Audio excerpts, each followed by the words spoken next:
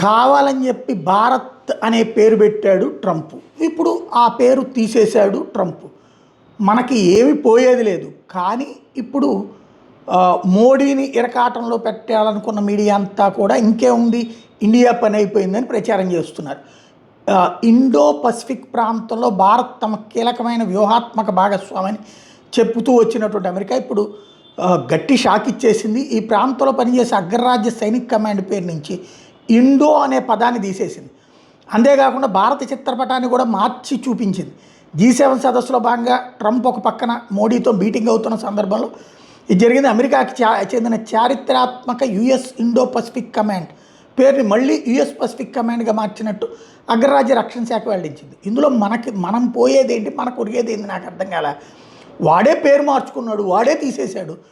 ఇందులో భారతదేశం కలిసింది లేదు. అమెరికాతో మనం ఎప్పుడైనా కలిసామా యుద్ధంలో? అమెరికా మన శత్రువైన పాకిస్తాన్తో ఎప్పుడు కలిసి ఉంటుంది. మనం అమెరికా శత్రువైన రష్యాతో ఎప్పుడు కలిసి ఉంటాము. వ్యాపార లావాదేవీల విషయంలో అమెరికాతో కలిసి ఉంటాం. లేదా అమెరికన్ రక్షణ విభాగం ఏమన్నా మన దగ్గర ఏమైనా పెట్టుకున్నామా? వాడు పెడదాం అనుకున్నాడు, మనం వద్దన్నాం. ఈవెన్ కొంత భూభాగాన్ని ఆక్రమించుకుందాం అనుకున్నాం, మనం ఆపాం.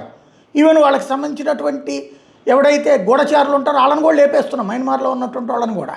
ఎందుకని? భారతదేశం నుంచి కొంత ముక్క వేరు చేసి ఈశాన్య రాష్ట్రాల్ని, అలాగే బంగ్లాదేశ్లోంచి కొంత ముక్క వేరు చేసి, మయన్మార్లోంచి కొంత ముక్క వేరు చేసి ఏకంగా క్రైస్తవ దేశం సృష్టించి దాన్ని రికగ్నైజ్ చేసేద్దామన్న ఉద్దేశంతోనే ఈ ముక్క పెట్టుకొచ్చాడు ఇండో పసిఫిక్ అన్నటువంటి. అది మనం సాధ్యం కానీ లేదు. ఇక ఎట్లాగూ సాధ్యం కాదు. ఇక మనల్ని ఇరకాటంలో పెట్టాలా? వాళ్ళ మ్యాప్లో నుంచి పీఓకేని భారత్లో భాగం కాకుండా పాక్లో భాగం అన్నాడట. వాడు ఇదివరకు కూడా అట్లాగే పెట్టాడు. వాడు మ్యాప్లో పెట్టినంత మాత్రాన్ని పీవీకి వచ్చి మన దగ్గరికి రాదు. మన దాంట్లో దాన్ని ఆల్రెడీ కలుపుకున్నంత మాత్రం అది వచ్చి జాయిన్ అవ్వదు.